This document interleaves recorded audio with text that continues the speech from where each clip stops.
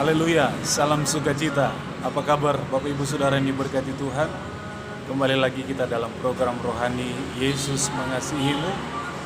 Harapan doa saya semua kita dalam keadaan yang sehat dan diberkati Tuhan. Baik Bapak Ibu Saudara yang diberkati Tuhan, kita kembali akan melanjutkan pembahasan kita mengenai anak yang terhilang. Nah, di dalam Lukas pasal yang ke-15 ayat yang ke-20 dikatakan bahwa ketika ayah itu melihat anaknya itu kembali, maka tergeraklah ia oleh belas kasihan.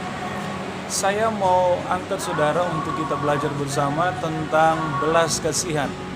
Karena ternyata dengan belas kasihan ini saudara, ayah ini tidak bisa tahan untuk berlari mendapatkan anak itu, mencium dia, memeluk dia, dan memberikan dia jubah yang terbaik, memberikan dia cincin yang terbaik, memberikan dia sepatu yang terbaik, dan membuatkan dia pesta yang meriah. Saudara, apa itu belas kasihan?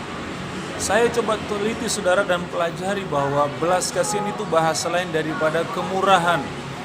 Bahasa lain daripada juga kita kenal sebagai umat yang percaya, orang Kristen kita sebut bahasa ini adalah kasih karunia. Nah saudara yang dikasih Tuhan, si ayah ini adalah lambang daripada Tuhan kita Yesus Kristus, Bapa kita. Dia coba menunjukkan saudara bahwa di dalam dirinya ada kasih karunia, di dalam dirinya ada belas kasihan, di dalam dirinya ada kemurahan. Yohanes pasal yang pertama saudara, ayat 14, 16 dan 17, bahwa Yesus itu adalah pribadi yang penuh dengan kasih karunia.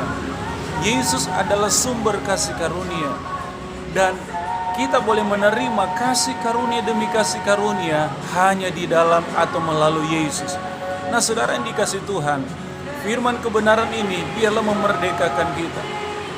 Ada banyak kekeliruan yang mungkin kita telah lakukan, ada mungkin banyak kesalahan yang mungkin kita telah lakukan.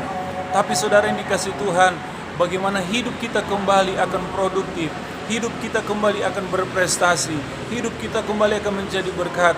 Tidak ada jalan yang lain, kita mau kembali kepada Kristus. Karena di dalam Dia kita akan mendapatkan kasih karunia, di dalam Dia kita akan mendapatkan pemulihan, di dalam Dia kita akan mendapatkan penerimaan. Saudara yang dikasih Tuhan, ayat ini menunjukkan bahwa sesungguhnya di dalam diri Bapa, di dalam diri Allah yang kita sembah penuh dengan kasih karunia. Dia tidak memandang saudara kehidupan kita di masa lalu. Saudara yang dikasih Tuhan, Dia mau menerima kita apa adanya. Kenapa? Karena Dia punya kasih karunia. Nah saudara, Efesus atau Paulus pernah berkata kepada jemaat Efesus bahwa kita diselamatkan bukan karena perbuatan baik kita. Kita diselamatkan bukan karena siapa kita saudara, tetapi sesungguhnya kita diselamatkan karena kasih karunia Tuhan. Haleluya. Ini perlu kita banggakan, ini perlu kita syukuri. Bukan berarti ketika kita penuh atau hidup dalam kasih karunia dan kita bebas melakukan dosa. Justru sebaliknya, ketika kita sadar hidup kita karena kasih karunia Tuhan, maka kita akan sangat menghargai, maka kita akan sangat menghormati kasih karunia, dan kita akan melakukan dengan penuh usaha segala hal yang memuliakan akan Tuhan. Saudara yang dikasih Tuhan, sekali lagi mari kita mau datang dekat dengan Tuhan, alami kasih karunia Tuhan. Akan berbahaya hidup kita. Paulus katakan kepada jemaat yang ada di Ibrani pasal yang ke-12 ayat yang 15, ketika kita menjauh dari kasih karunia, maka kita akan mungkin jadi gampang menjadi orang yang kepahitan. Kita akan menjadi saudara provokator, menjadi troublemaker saudara, dan kita tidak akan melihat hidup kita semakin lebih baik. Tetapi sebaliknya, ketika kita hidup dalam kasih karunia, kita akan mengalami kelimpahan janji Allah. Kita akan mengalami penerimaan, kita akan mengalami pengampunan, kita akan mengalami bagaimana setiap janji Allah tergenapi dalam kehidupan kita. Haleluya. Saya berdoa dari tempat ini saudara, setiap kita jangan pernah menjauh dari kasih karunia Tuhan. Setiap kita untuk semakin dekat, semakin mencari Tuhan, dan alami kasih karunia Tuhan, alami belas kasihan Tuhan, alami kemurahan Tuhan, maka aku akan selalu bersuka cita di dalam Tuhan. Haleluya.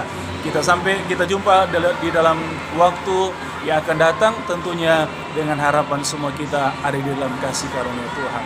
Saudara yang dikasihi Tuhan, ingat, Yesus mengasihimu dan Yesus memberkatimu. Haleluya, haleluya, haleluya.